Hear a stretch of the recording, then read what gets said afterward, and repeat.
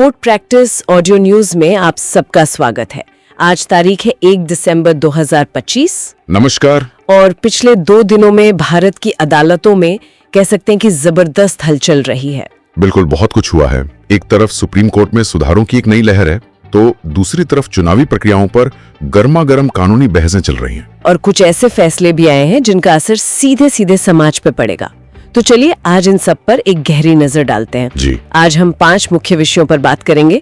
पहला, chief justice Suryakant के नेतृत्व में सुप्रीम कोर्ट में जो बड़े बदलाव हो रहे हैं। दूसरा, चुनावी प्रक्रिया, खासकर वो जो स्पेशल इंटेंसिव रिवीजन SIR को लेकर जो कानूनी दावपेच चल रहे हैं। हाँ। तीसरा, डिजिटल दुनिया में मतलब अभिव्यक्ति की आजादी और जवाबदेही पर अदालतों का जो सख्त रवैया दिख रहा है। और फिर कुछ हाई प्रोफाइल आपराधिक मामलों की ताजा स्थिति। और आखिर में सामाजिक अधिकारों से जुड़े कुछ बहुत ही जरूरी अदालती फैसले। तो चलिए सबसे बड़ी खबर से ही शुरू करते हैं जो सीधे सुप्रीम कोर्ट से आ रही है।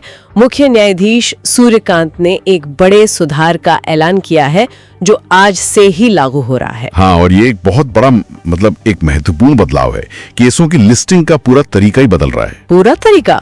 इसका मतलब क्या है? अब तक क्या होता था? देखिए, अब तक वकीलों को तत्काल सुनवाई के लिए सुबह सुबह जज के सामने मौखिक रूप से, उसे ओरल मेंशनिंग कहते हैं, वो करनी पड़ती थी। अच्छा, मतलब उन्हें बताना पड़ता था कि केस इतना जरूरी क्यों है। बिल्कुल, लेकिन अब नए सिस्टम के तहत इसकी जरूरत नहीं होगी।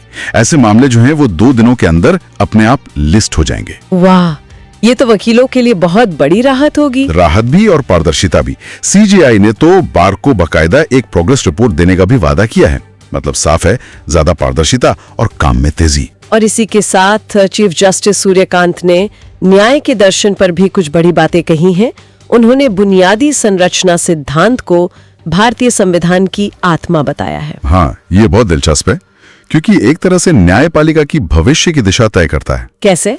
उन्होंने 1973 के केशवानंद भारती मामले को संवैधानिक धर्म और कानून के शासन के प्रति भारत की सबसे मजबूत प्रतिबद्धताओं में से एक कहा। अच्छा। और इसी के साथ अटॉर्नी जनरल R वेंकटरमणी ने स्वदेशी न्याय शास्त्र की बात की।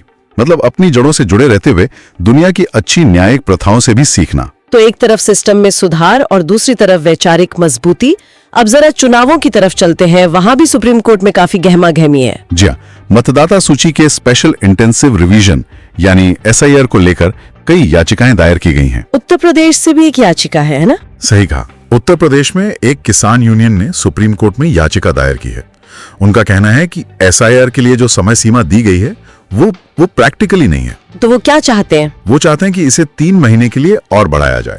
वहीं एक दूसरी याचिका असम से है। वहाँ क्या मुद्दा है? वहाँ चुनाव आयोग SIR करवा ही नहीं रहा, बल्कि उसकी जगह सिर्फ एक विशेष संशोधन कर रहा है।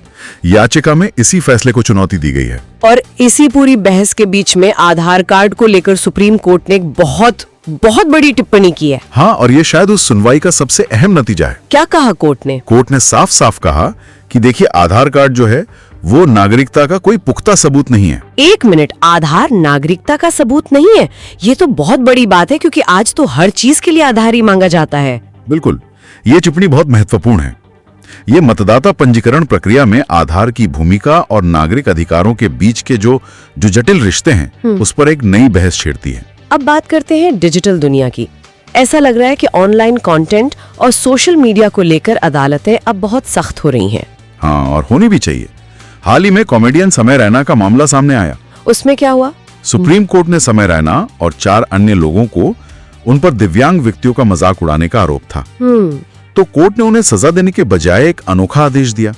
कहा कि आप उनके इलाज के लिए धन जुटाइए और उनकी सफलता की कहानियों को अपने कार्यक्रमों में दिखाइए। ये तो एक तरह का सामाजिक प्रायश्चित हुआ। लेकिन यूट्यूबर रणवीर इलाहाबादिया के मामले में तो CJI ने काफी तल्ख टिप्पणी की है। बिल्कुल, उस मामले की सुनवाई के दौरान CJI ने अनियंत्रित ऑनलाइन कंटेंट पर चिंता जताई। उन्होंने कहा कि ये अजीब है कि कोई भी अपना चैनल शुरू कर सकता है और उसे जवाबदेही नहीं ठहराया जा सकता। ये सवाल तो बहुत बड़ा है। मतलब आजादी और जवाबदेही के बीच एक संतुलन कैसे बने? सही। और सिर्फ कंटेंट तक ही सीमित नहीं है, फिल्मों को लेकर भी विवाद अदालत पहुंच रहे हैं। हाँ, धुरंधर फिल्म का मामला। जी, दिवंगत मेजर मोहित शर्मा के परिवार ने उनकी जिंदगी पर बन रही फिल्म धुरंधर की रिलीज पर रोक लगाने के लिए दिल्ली हाईकोर्ट का दरवाजा खटखटाया है। उनकी दलील क्या है? उनका तर्क है कि फिल्म में दिखाए गए कुछ दृश्य मेजर शर्मा की मरणोपरांत निष्कल्ला उल्लंघन करते हैं। मरणोपरांत निजता मतलब पोस्टमार्टम प्राइवेसी एक बहुत ही पेचीदा कानूनी सवाल है। बहुत पेचीदा। और इसी फिल्म को लेकर कराची के एक पुलिस अधिकारी की विधवा ने भी गलत चित्रण का आरोप लगाते हुए कानूनी कार्रवाई की धमकी दी है। तो ये दिखाता है कि रचनात्मक स्वतंत्रता और व्यक्तिगत अधिकारों के बीच की जो रेखा है वो कितनी धुंधली हो सकती है। बिल्कुल। अब कुछ चर्चित आपराधिक और वित्तीय मामलों पर नजर डालते हैं। नेशनल हेराल्ड मामले में एक नया मोड़ आया है। हाँ, इसमें एक दिलचस्प कानूनी प्रक्रिया देखने को मिली। दिल्ली की एक मजिस्ट्रेट अदालत ने पुलिस को आदेश दिया कि गांधी परिवार को एफआईआर की कॉपी दी जाए। ठीक है। लेकिन 48 घंटे के अंदर ही एक ऊपरी अदालत मतलब सेशन कोर्ट ने उस आदेश पर रोक लगा दी। अच्छा। और साथ ही ईडी की चार्जशीट पर फैसला भी 16 दिसंबर तक के लिए टाल दिया गया है। और भगोड़े मेहुल चौकसी और गैंगस्टर अनमोल बिश्नोई के मामलों में क्या अपडेट है? एक विशेष अदालत ने भगोड़े हीरा कारोबारी मेहुल चौकसी की वो याचिका खारिज कर दी है जिसमें उसने अपने खिलाफ भगोड़ा आर्थिक अपराधी की कार्रवाई को रद्द करने की मांग की थी। मतलब उनके लिए राहत नहीं है? बिल्कुल नहीं। दूसरी तरफ दिल्ली की एक अदालत ने सुरक्षा खतरों का हवाला देते हुए गैंगस्टर अनमोल बिश्नोई की एनआईए हिरासत 5 दिसंबर तक बढ़ा दी है। क्या जांच एजेंसियों के काम पर भी कोई टिप्पणी हुई? ऐसा कुछ सुनने में आया था। हुई है। मुंबई की एक अदालत ने अनिल देशमुख भ्रष्टाचार मामले में विशेष लोक अभियोजक की नियुक्ति में 6 महीने की देरी के लिए सीबीआई को फटकार लगाई। 6 महीने की देरी? जी। और कोर्ट ने एजेंसी के रवैये को सुस्त बताया। ये जांच प्रक्रियाओं में जवाबदेही की कमी पर एक सीधी टिप्पणी है। अब कुछ ऐसे फैसलों की बात करते हैं जिनका सीधा असर हम सबकी जिंदगी पर पड़ेगा। कर्नाटक हाईकोर्ट ने लिव इन रिलेशनशिप को लेकर एक बहुत ही महत्वपूर्ण फैसला दिया है। हाँ, ये फैसला सामाजिक संबंधों की जो बदलती परिभाषा है उसे एक तरह से कानूनी मान्यता देता है। क्या कहा है कोर्ट ने? कोर्ट ने कहा है कि भारतीय दंड संहिता की धारा 498A जो वैवाहिक क्रूरता से संबंधित है जी, वो अब उन लिव इन संबंधों पर भी लागू होगी जिनमें शादी जैसी विशेषताएं हैं। अदालत के अनुसार पति शब्द की व्याख्या में ऐसे पार्टनर भी शामिल होंगे। ये तो बहुत बड़ा कदम है। मतलब कानून समाज की बदलती हकीकत को पहचान रहा है। बिल्कुल।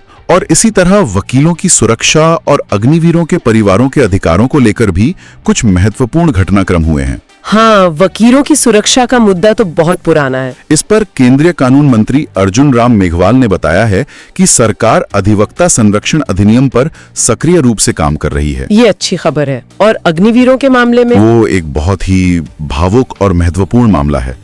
जम्मू कश्मीर में शहीद हुए एक अग्निवीर सैनिक की मां ने सुप्रीम कोर्ट में याचिका दायर की है। अच्छा। उन्होंने अग्निपथ योजना के तहत पेंशन और दूसरे लाभ न दिए जाने को चुनौती दी है और इसे असंवैधानिक बताया है। ये मामला सैन्य कर्मियों के अधिकारों पर एक बड़ी बहस छेड़ सकता है। निश्चित रूप से। और अंत में झारखंड से एक सकारात्मक खबर भी है। हाँ, ये बहुत अच्छी खबर है। झारखंड हाईकोर्ट के जस्टिस सुजीत नारायण प्रसाद ने बुजुर्गों की सेवा को ईश्वर की सेवा बताते हुए एक क्लिनिक का उद्घाटन किया है। बहुत खूब। इसके अलावा राज्य कानूनी सेवा प्राधिकरण यानी झालसा ने 27 वृद्धाश्रमों में 482 बुजुर्गों को कानूनी, चिकित्सा और दूसरी जरूरी सहायता प्रदान की है। ये न्यायपालिका का मानवीय चेहरा दिखाता है। तो ये थी पिछले कुछ दिनों की बड़ी कानूनी सुर्खियां। सुप्रीम कोर्ट में सुधारों की रफ्तार तेज हो रही है, तो वहीं चुनावी प्रक्रिया और डिजिटल दुनिया के नियम कायदे अदालतों में तय हो रहे हैं। हमने देखा कि अदालतें लगातार कोशिश कर रही हैं कि वो तकनीक और सामाजिक बदलावों के साथ कदम से कदम मिलाकर चलें। चाहे वो एआई की मदद से 60% मुकदमे निपटाने की बात हो या फिर लिव इन जैसे आधुनिक रिश्तों को कानूनी संरक्षण देना हो। लेकिन यहाँ एक सवाल खड़ा होता है ना? बिल्कुल।